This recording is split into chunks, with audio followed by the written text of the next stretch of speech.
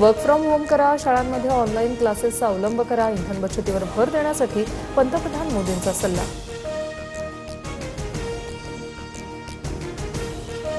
Petrol, diesel, gas जपून वापरा. Metro, बस सेवा यांच्यासारख्या पर्यायांचा वापर करा. जगभरात तेल संकट निर्माण झाल्यानंतर पंतप्रधान मोदींचं मोठं आवाहन.